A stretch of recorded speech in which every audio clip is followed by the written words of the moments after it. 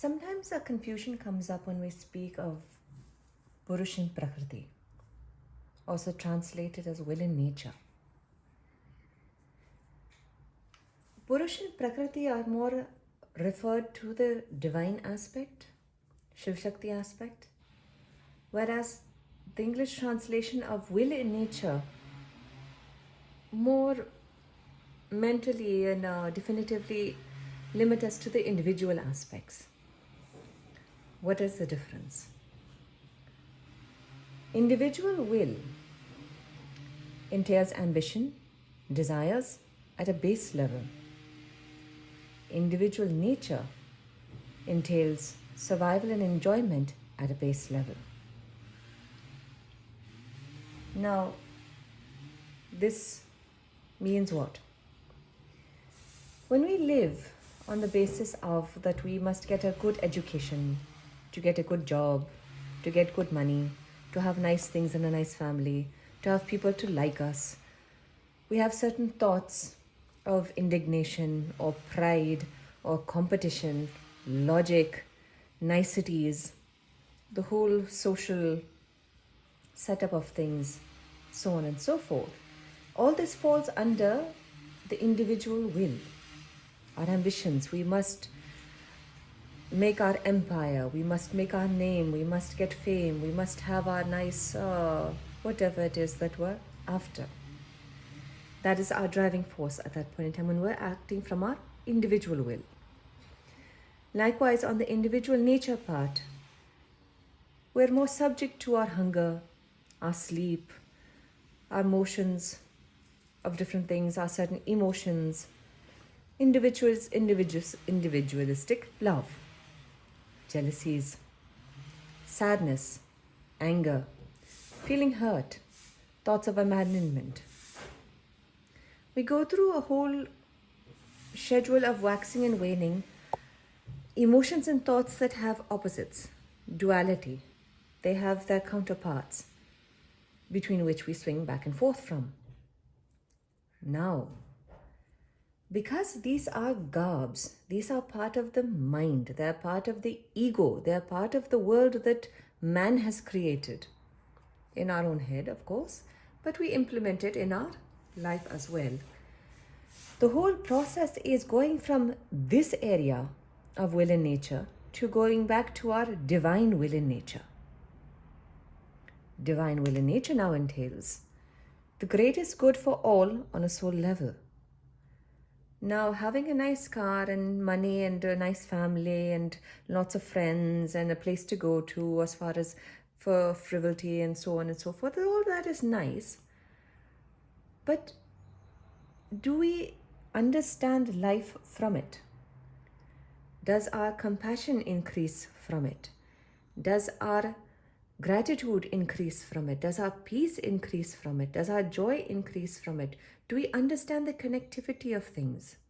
Do we understand the universal aspect of things?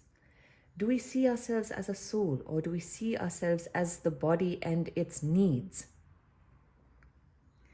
The divine will is interested in our lessons, our soul journey, our frequencies, our karma, our divinity. Whether we are coming closer to our divine self or deviating and going to our lower selves. Whether we are raising our frequencies and by that benefiting others around us, contributing to earth, or are we gutting earth out for our ambitions?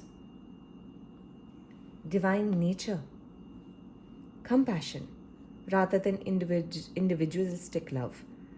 It is not a matter now of whether parent loves child, siblings love siblings, friends love friends, husband loves wife, girlfriend, boyfriend, whatever it is, none of that matters. Compassion. The same emotion towards a butterfly, the same towards the teacher, the same towards a mountain, the same towards God, the same towards our partner and companion, the same towards our elders and youngers, the same towards strangers, the same towards our known. One, gratitude. When we've meddled with this long enough, we've had our own share of grief and disheartenments enough to understand when something beautiful happens, when there is kindness and compassion, how enlivening and how grateful and wonderful that feeling is. So we have gratitude towards it. Whether it is happening towards us or happening between two other people or two different things, far away from us, has nothing to do with us, we are still grateful for it. It brings us peace. It brings us joy. We're willing to help also. We understand what it is like to be or feel abandoned or feel not enough, to think all the things that we've done, and we want to go above that. We want to nurture things now. We're okay with change, to allow it to change ourselves willingly. This is not sitting well. I want to change. I want to feel more peaceful. I don't like anxiety. I want to let that go. I don't like feeling sick. I want to renew. I don't like feeling depressed. I want to renew. I don't like feeling old. I want my innocence back, that curiosity back.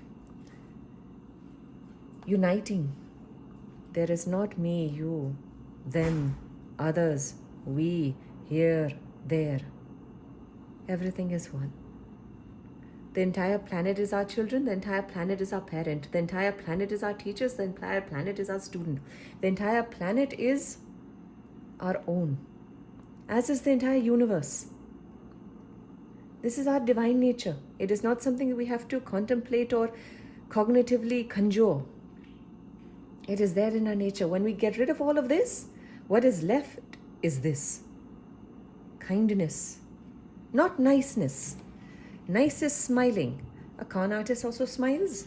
A grandmother also smiles. The smile is very different, but we see the smile as nice. Kindness is what we're interested in. Okay, the child wants ice cream, but he has worms in his tummy.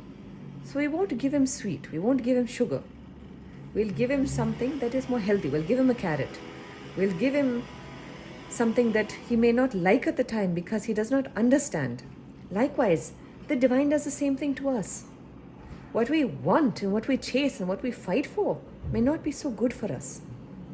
So it gives us other things. Things that are freeing. Things that are beyond what we think of and we ask for. This is our conjured will, individualistic, thinking that we're separate from the divine and the universe. This is when we unite back to it. The divine will is not separate from our will. The divine nature is not separate from our nature either. We are a spark, a part of the divinity. It is a matter of remembering. This is amnesia. This is remembering. This is apasmar kadaman. This is vismriti. It is all part and parcel of our journey. That was just a small breakdown of